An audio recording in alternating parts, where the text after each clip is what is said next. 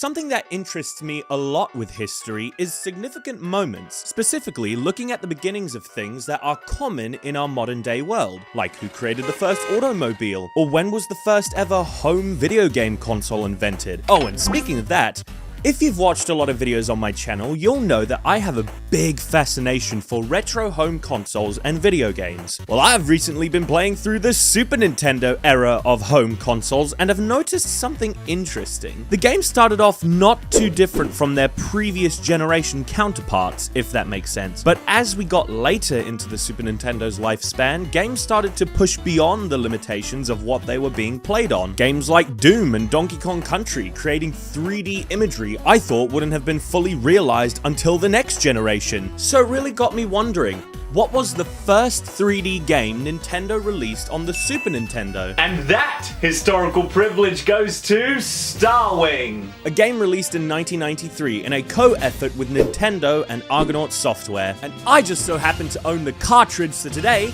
we're going to be checking out this game for ourselves. But first, a brief background history for context purposes. Nintendo and Argonaut Software have always been good friends, so this all starts surprisingly back in the days of the NES, where they developed a prototype of the game codenamed NES Glider. The game was developed by Jez Sun, and he demanded Nintendo that they must make custom hardware in order to make the game more capable than it already is. So Argonaut Software had Ben Cheese, Rob McCauley, and James Hakewill design a chip that would enhance the processing power of the Super Nintendo to create 3D shapes. And this led to the invention of the Super FX chip. Now this is the first 3D processing unit sold within a consumer electronic, so that's already a big accomplishment in its own right. The main designs for the game were done by Shigeru Miyamoto, who else? And Katsuya Iguchi. Miyamoto took inspiration from the X-Wings in Star Wars to design the main ships for the game. Not really hard to see, am I right? But Miyamoto said that he didn't want to create a sci-fi style game with humans, monsters, and aliens. So he assigned Takaria Imamura, God, these names are hard to pronounce, to design a team of animal characters, which in my eyes would be to keep Nintendo's safe brand of child-friendly content. In the game, you control Fox's ship, the main character. It's a typical 3D flyer shooter game with lots of enemies coming after you and a boss you need to battle at the end. So the plot is basically an evil scientist has declared war on Corneria, and they have just invented a new spacecraft prototype called the R-Wing, which obviously hasn't had any pilots trained for it yet, and so they dispatch their elite team of mercenaries known as the Star Fox to defeat the scientists and restore peace and justice to the Gateway. Sorry, wrong franchise. I'm confusing myself. Man, the whole setup, it really brings the classic 90s feel, doesn't it? Revolutionary Super Effects microchip creates special effects like never before. So they obviously really wanted to market their technology and how much of a change this game was going to be to players. The characters on the front kind of remind me of Fantastic Mr. Fox in a way. Do you see that? Let's get this bad boy open.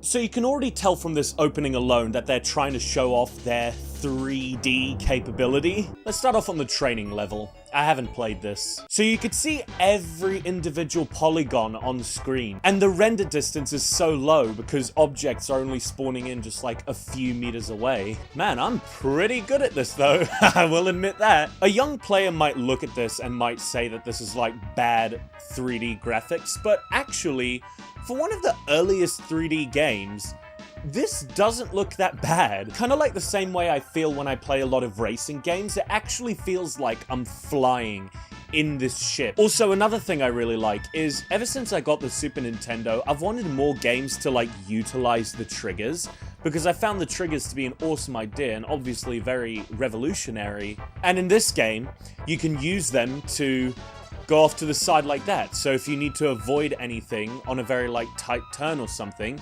you could just turn your ship around like so. And then if you double tap it, that's a barrel roll.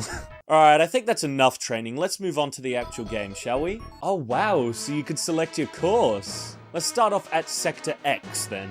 Corneria, the base. Star Fox team. Our last resort is to counter-attack Venom. Good luck. All right, thank you. Oh, wow, actual dialogue. All right, the alarms are sounding. We need to scramble our fighters. And with a combination of the sound effects, music, and space theme, it really gives off the feeling of an arcade, which is pretty sweet. Oh, there's the soundtrack. I've definitely heard this one before. It gets you so hyped. All right, so you've got to shoot these weird bird things, and it's quite hard because you actually have to aim because there's no crosshair, but I can get used to this, definitely. There's also, like, tanks on the ground and stuff. It's funny because I've heard this music all on, like, the Angry Video Game Nerd series, so it's really cool. What are these robots? They look like AT-STs out of Star Wars. Whoa, I blew them up. I will admit, too, this is really hard to control. And apparently at the end of each level, there's also a boss fight, which we've got to get to. I'm sweating from my forehead in this intense gameplay. Okay, so every time I crash, you just lose a bit of your shield, but you can replenish it when you defeat enemies. Oh, don't worry, Rabbit, I'll save you. Yeah, thanks, no problem, buddy. Always happy to help. Whoops. Whoa, the falling towers. Okay, I think we just got to stay up. Otherwise, I'm gonna die. Uh-oh. Uh-oh. Oh, get that thing. What is that? Oh, I got it. What does it mean? Oh, my shield's very low. Oh, no, the boss is here and I've got no shield. How am I going to do this? Oh, God, he's coming. He's coming from behind. Vicky, Mailman Mario here. Oh, wait, hold on a minute, Mario. I'm in the middle of this intense boss fight. I wonder who Isaac is. Okay, I have 4 big bullets. Uh-oh.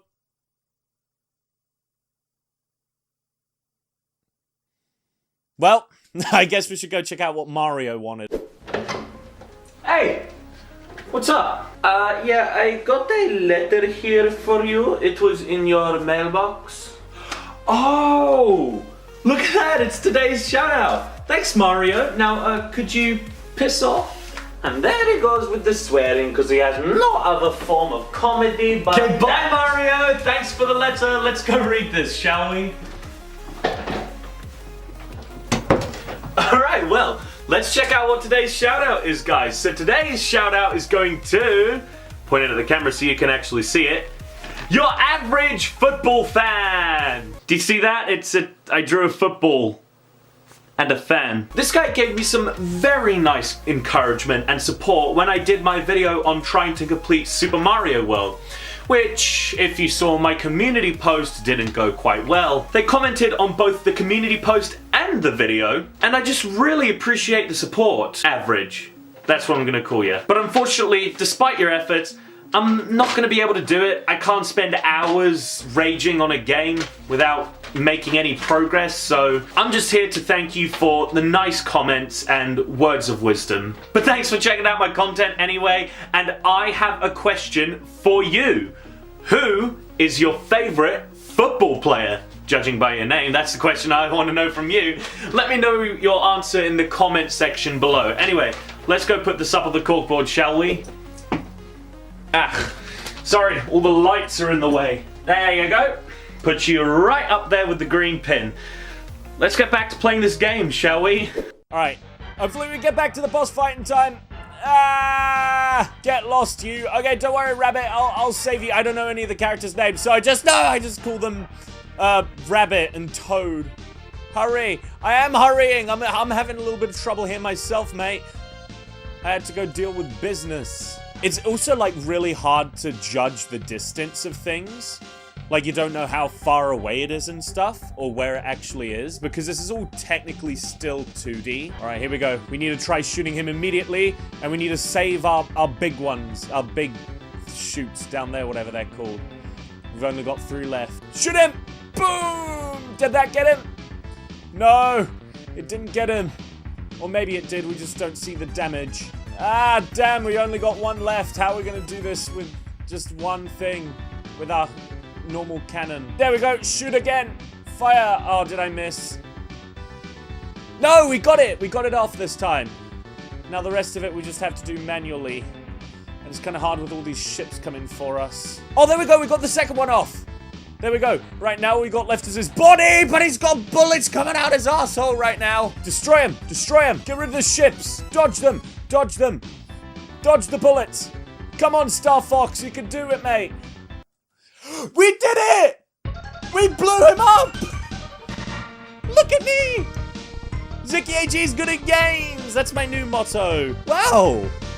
That was awesome. Stage 1 clear. Well, I think Star Fox, or Star Wing, definitely lives up to all the hype. I give this game a solid 8.5 out of 10. It's very difficult, but you can get used to that.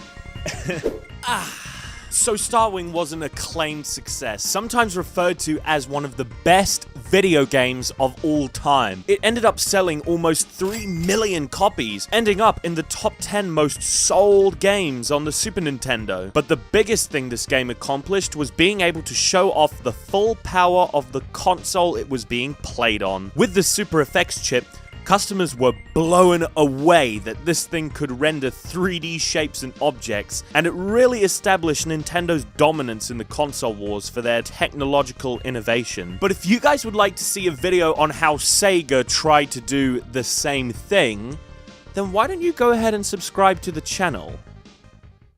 Thanks for watching this episode of Adventure Gaming, and if you enjoyed it, then make sure to leave it a thumbs up. And also don't forget to hit that subscribe button and turn on the notification bell if you don't want to miss a single upload.